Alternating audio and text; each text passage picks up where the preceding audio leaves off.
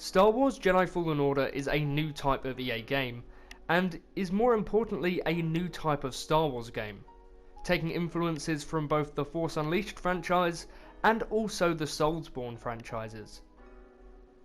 I have now finished Jedi Fallen Order, not to 100% with all the collectibles, but I have completed the game's main campaign from start to finish, with a few hiccups here and there, but they didn't really hinder my experience of the game too much.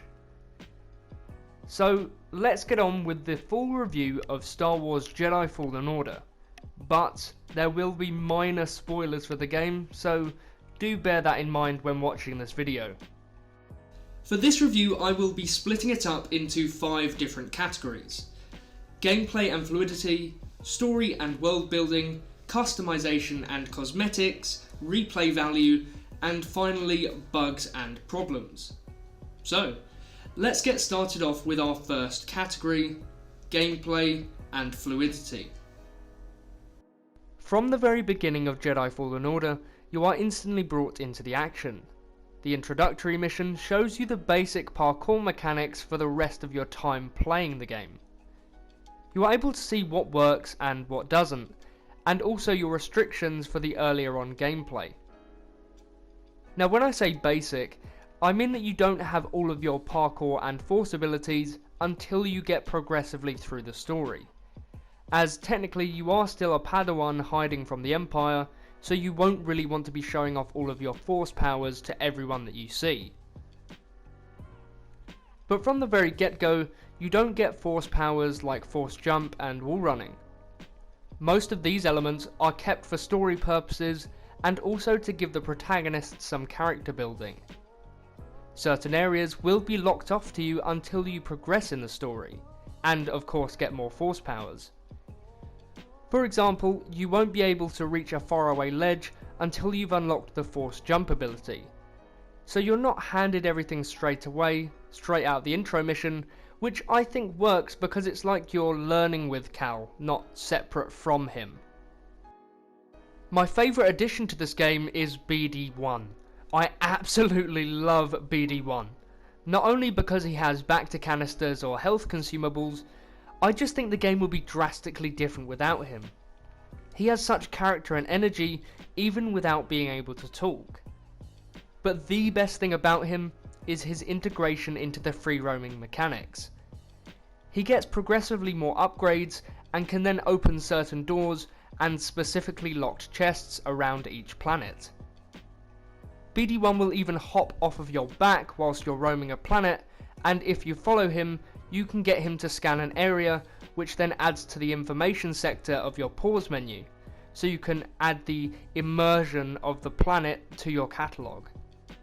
Which I think is a fantastic mechanic. It really gives him life into the world. But my favourite mechanic of BD1's is his zipline mechanic. BD1 helps you traverse the map, especially earlier on in the game where you don't have all of the force abilities. It is truly satisfying to go up and down a zipline with BD1 and then be able to kill every enemy in sight. It is the most satisfying thing that you will find in this game.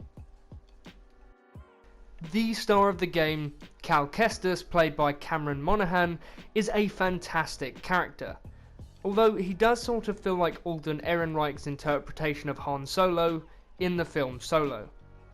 I will go on this a bit more, but I've just got to continue with the gameplay section, so I will get back to how Cal comes across in the story when we get to the story section of the game.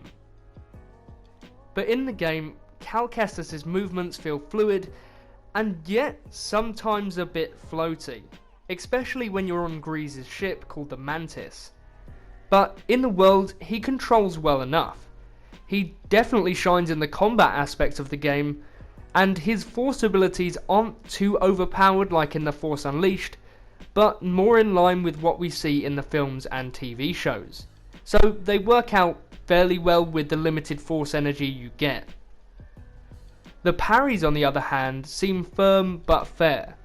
You really have to time them perfectly to get the cool killing animations, and also to lower the defense of an enemy. Now this is where difficulty becomes a big factor into how the game works. The difficulty doesn't make it so you have more health or enemies take more damage, but instead it changes how the enemies behave in the world. On higher difficulties, the enemies become more aggressive towards you, attacking more whilst lowering your parry window, so the higher in the difficulty you go, the more challenge in combat you will have, so bear that in mind. I must say that the parkour does seem to feel a bit clunky and unpolished. There have been many occasions where I've been jumping around on specific pipes, and as I crossed from one to another, Cal just didn't seem to lock onto the next pipe, and then I'd fall and lose health. It was very infuriating, especially when I'd tried to backtrack through planets to get to newly unlocked areas. At these points, I really wanted to throw away my controller and chuck it in the bin because I had tried so many times. But literally most of the time the game does run smoothly in this aspect, so it's not that big of an issue, but one that I thought I'd tell you all. Now one thing that does get old pretty quickly is the sliding elements to the game. The first few times it's pretty cool and fun, but after a while it does start to get a bit stale and overused. I really liked it when it was used creatively, like when you're traversing icy caves, but personally I feel like it should have been used to progress the story, like on Dathomir. The mechanic just feels so overused in the gameplay. It really starts to feel like the Force Unleashed 2 skydiving mechanic, where it's cool at the first few times, but after a while you just get sick of it. But at least with the sliding mechanic, it does give you some variation when you're exploring a planet, so that's a bonus. And instead of running, jumping and wall riding, you can take a breather and just appreciate some cool animation to add to the experience. It is certainly not a game changer, but I'm trying to be as honest as I can in this analysis slash review slash honest review, you know what I'm saying. But next on the list we have number 2, story and world building. The story flows very well. It's nice and self-contained, which easily ties into the Star Wars universe. In some ways it sort of feels too self-contained, but that's just down to me personally. Story-wise though, the game has an overall nice and light-hearted tone to it, layered with some dark themes as well, which are used more as plot devices for Cal than anything else, as these dark tones are used as ways to give Cal more powers by making him relive dramatic memories. It did take me a good amount of time though to get into the story, as at first I didn't really feel a connection to Cal Kestis and his crew, but over time I grew to like them more and more.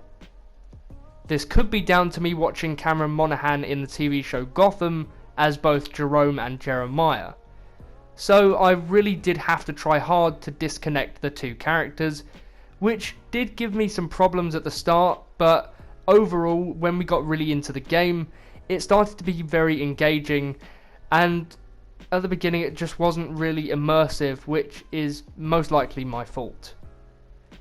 One thing that I really did like was the fact that the characters feel self-established in the Star Wars universe, and not just there for the sake of being there for the game. If you understand what I'm trying to say, you will get exactly what I just said, otherwise you might be a little bit confused. I really did feel like the characters had a past which moulded them into the people that they were when we meet them in the game, which is definitely a bonus in my books, as it does make the game feel like it has weight to it and has real meaning. But the game as a whole feels well paced, nothing feels rushed or overlooked, which allows for a well constructed narrative to take place and not stay longer than it needs to be.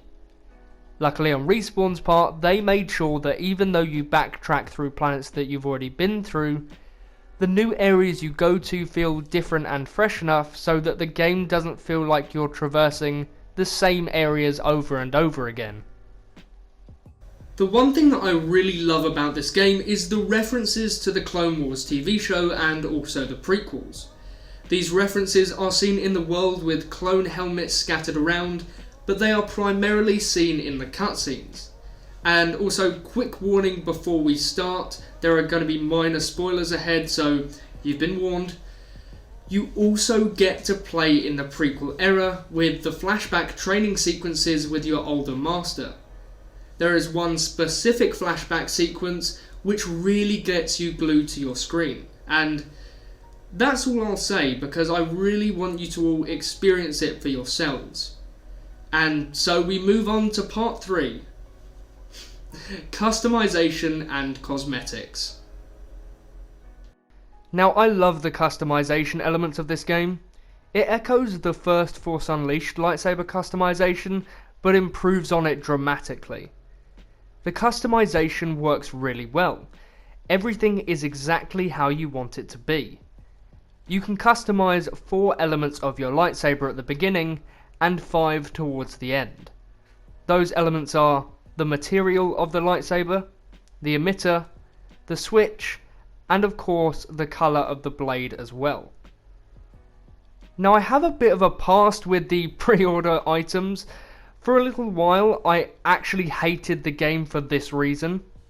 Basically, the story is pretty short, but it's bittersweet. The pre-order customization content did not arrive with the copy of my game.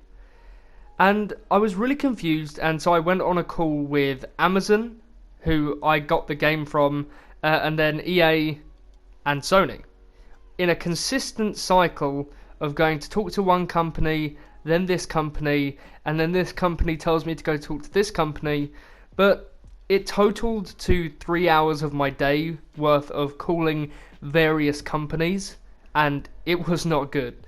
Long story short, the content I was missing was a separate code which Amazon forgot to send me. But now I have the content which I paid for, and I'm recovering from the stress of that day. But overall, the deluxe edition content is worth it if you get the option to buy it over the base game, that is, as you get the behind the scenes videos and of course the said pre-order content. Now, with the Cal's customization, I feel like I would have liked a bit more variation. It's just really his ponchos and jacket colour that you can change. I would have liked to choose different elements of his outfit and combine them, but sadly you can't, and I'm okay with that, but I must say I really do love Cal's jacket outfit. I can't explain why, it just calls to me.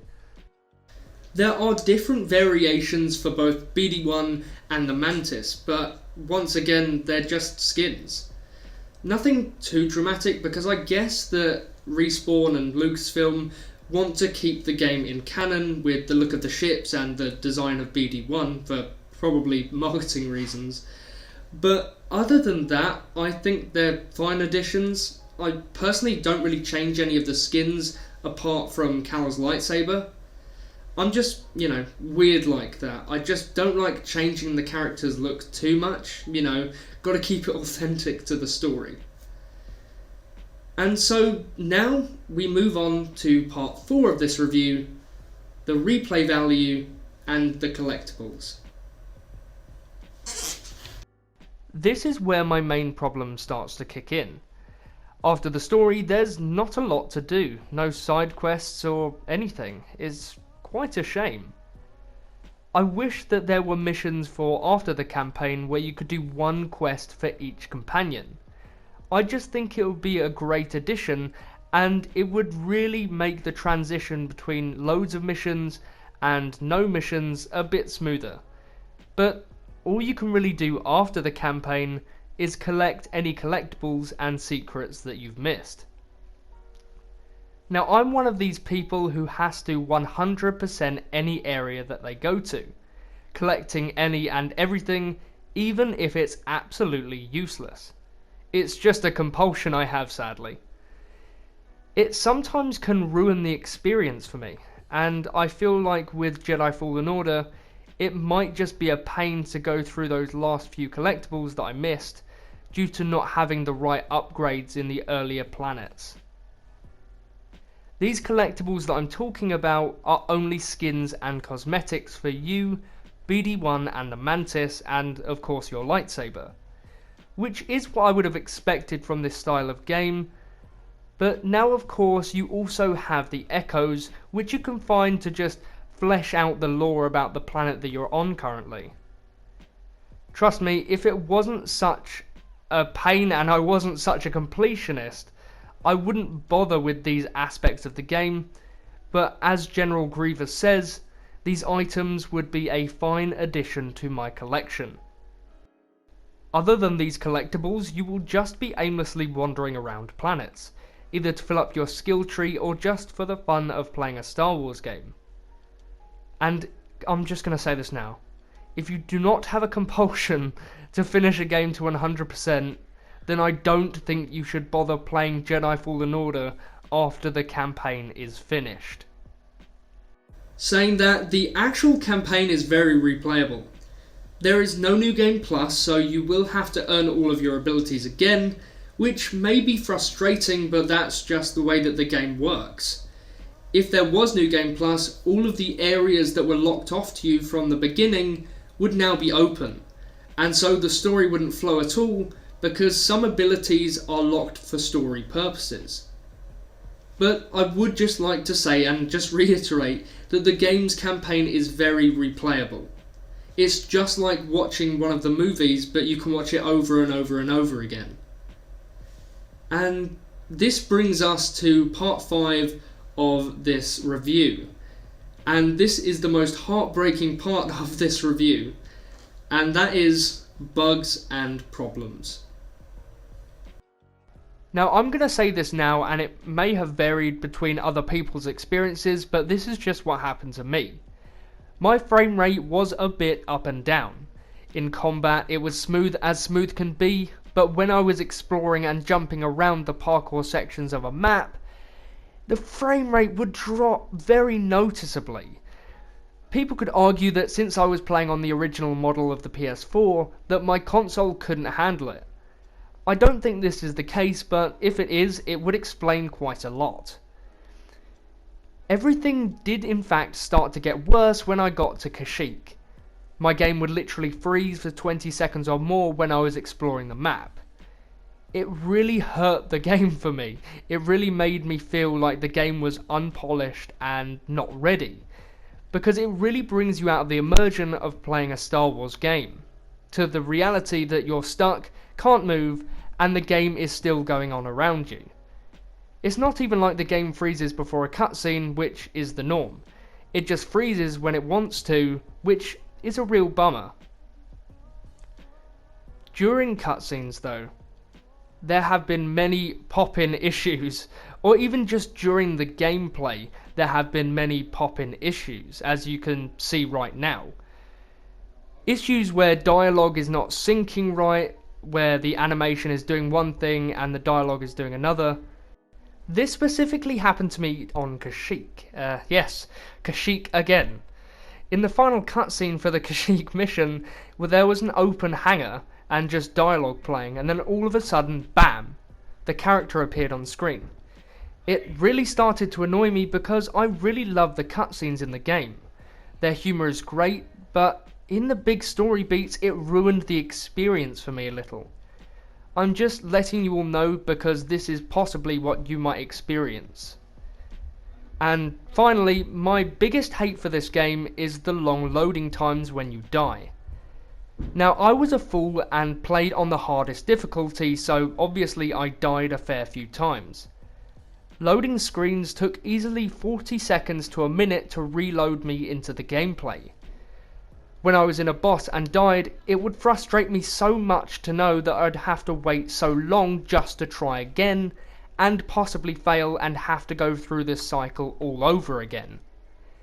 It honestly ruined the experience for me. I'm not over-exaggerating at all. It really got on my nerves to the point that I did not want to play the game, which was really sad as I was so excited for this game. And so this is my absolutely honest review of Star Wars Jedi Fallen Order. I really loved this game, but I just didn't want to give it praise where it didn't deserve it. I really did enjoy this game, but also found it annoying at times. And at least you will know that I'm giving you a honest and truthful analysis of this game and what to expect when you ultimately pick up Star Wars Jedi Fallen Order. And so that is me. Thank you so much for watching this video. If you did enjoy, then subscribe and turn on that notification button so you don't miss another upload from me. So thank you and goodbye.